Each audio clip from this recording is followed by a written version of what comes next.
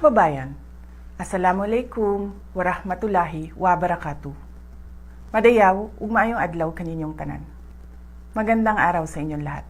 Proverbs 19 verse 21 states, "Many are the plans in a person's heart, but it is the Lord's purpose that prevails."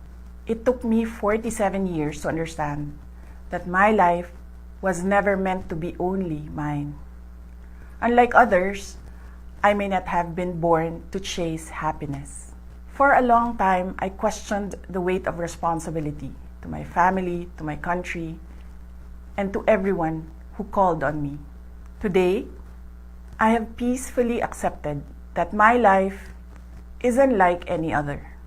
Sa unang mga buwan pa lang ng aming termino, nakita ko na ang kawalan ng katapatan ni Bongbong Marcos Jr. sa mga pangakong binitawan noong kampanya, pati na sa kanyang sinumpaang tungkulin para sa bayan.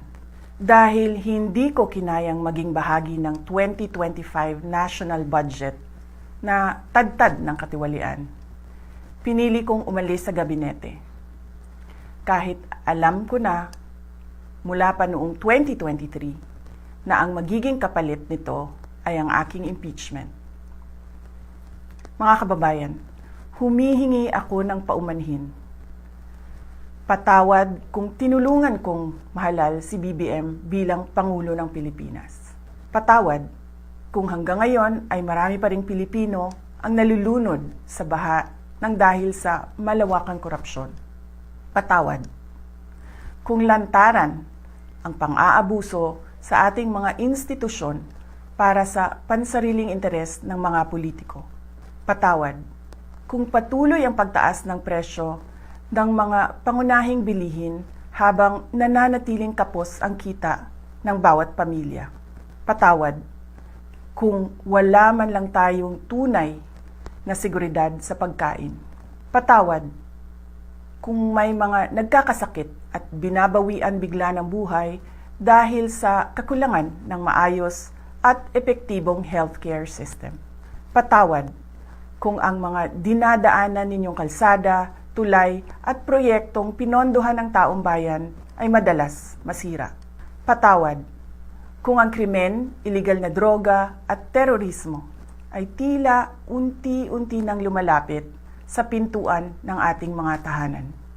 At patawad kung wala tayong malinaw at tunay na independent foreign policy. Kung kaya't tila'y tayo'y naiipit sa tunggaliang namamagitan sa mga superpowers tulad ng China at Estados Unidos. Madalas, iniiwasan ng mga politiko ang maagang paghayag ng kanilang mga plano upang hindi sila maging target ng pag-atake.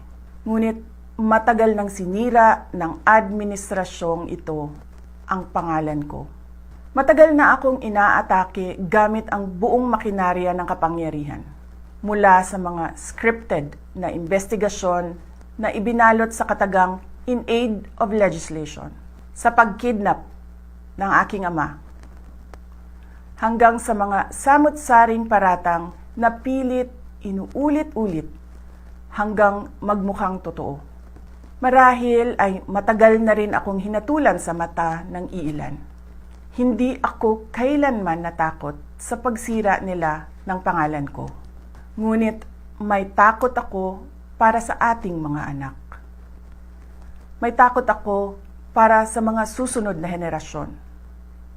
May takot ako para sa mga kababayan nating walang bahay sa ibang bansa, walang pangalawang pasaporte, walang ibang matatakbuhan kundi ang Pilipinas. Kahit ito'y patuloy na nalulugmok sa kahirapan. Na ako'y kahadlok nga, moabot ang adlaw nga dawato na lang nato ang kapobrihon isip kapalaran. Nga maanad na ta sa sayop, nga mawad-an na lang ta og paglaom. Ug labaw sa tanan na ako'y kahadlok nga moabot ang adlaw nga wala na tay Pilipinas nga ikahatag sa atong mga anak. I cannot kneel before each and every Filipino to beg for forgiveness. Instead, I offer my life, my strength, and my future in the service of our nation. Mga kababayan, ibalik natin ang tapang at malasakit. Para sa Diyos, para sa bayan, at para sa bawat pamilyang Pilipino. Ako si Sara Duterte, tatakbo bilang Pangulo ng Pilipinas. Syukran.